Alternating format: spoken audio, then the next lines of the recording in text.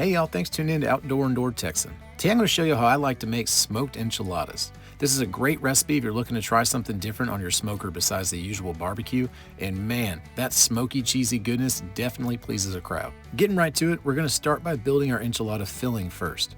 Start with a medium pot on low to medium heat, add a tablespoon or two of cooking oil, and then toss in half a diced onion, 4 cloves of minced garlic, and a 4-ounce can of diced green chilies. Let all that simmer a bit until the onions turn translucent, the green chilies bubble up, and your house starts to smell amazing. After that, pour in an entire 24-ounce jar of salsa verde, or you can also make it yourself for extra points. Then add about 1 cup of chopped cilantro, and then spoon in about 6 ounces of sour cream. Last but not least, we're going to add 4 cups of chopped or shredded chicken. If you want to go the extra mile here, you can smoke a whole chicken before starting this recipe and then shred it up to use in your enchiladas. Or you can also just take the easy route and shred up a grocery store rotisserie chicken like I did here.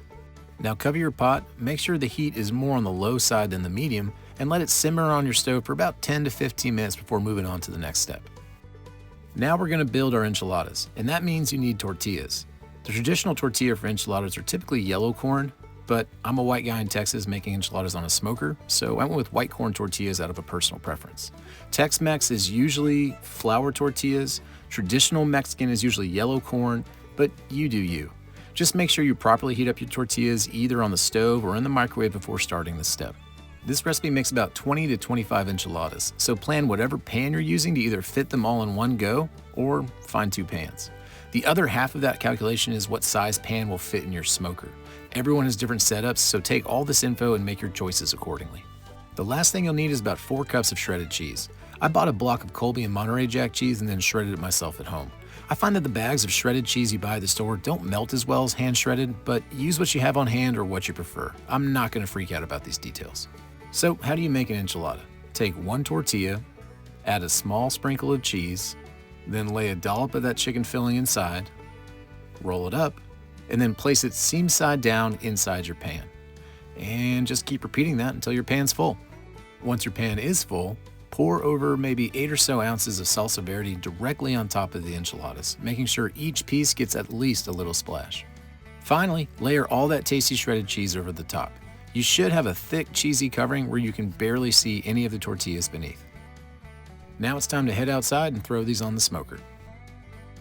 I'm working with my big green egg today, but any setup that can smoke indirect at 300 degrees Fahrenheit will work just fine. Indirect means no flames or high heat directly beneath your pan.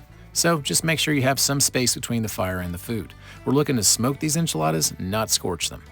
And while we're talking about smokers, you may notice my cool new digital thermometer on the big green egg, which is a great segue to talk about today's video sponsor, Chef's Temp, and their new product, the ProTemp S1 Smart Grill Thermometer. If you struggle with keeping your smoker locked in on a certain temperature, the S1 Smart Thermometer is a game changer. The S1 is designed to fit all kinds of grills, smokers, and cookers, instantly transforming your rig into a smart smoker. The S1 offers both Wi-Fi and Bluetooth connectivity, making it possible to monitor your cook from anywhere. It offers both high and low temperature alerts, so you know when your fire is either dying out or getting out of control without having to stand over your smoker all day.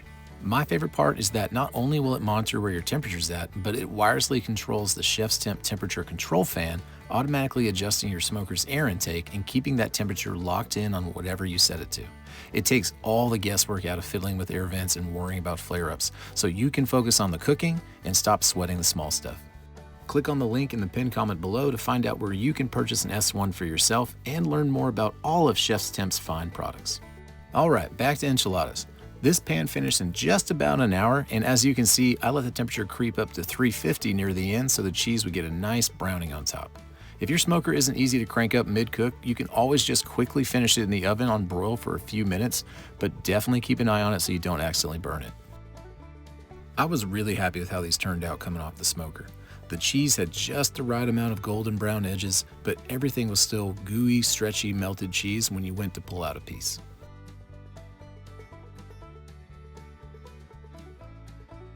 Tasting these enchiladas, the smoke makes a huge difference. It bonds so well to the dish and gives it just that perfect kick. Beyond that, they're delicious chicken enchiladas. The salsa verde and the sour cream filling wraps around the chicken pieces so there isn't a dry bite inside. It's cheesy, it's tangy, it's smoky, and it'll blow you away by how good it is. That'll do it for this one, and thank you all so much for watching. I'm always happy to hear from my viewers, so feel free to leave any questions or feedback in the comments below, and I'll be sure to get back to you as soon as I can.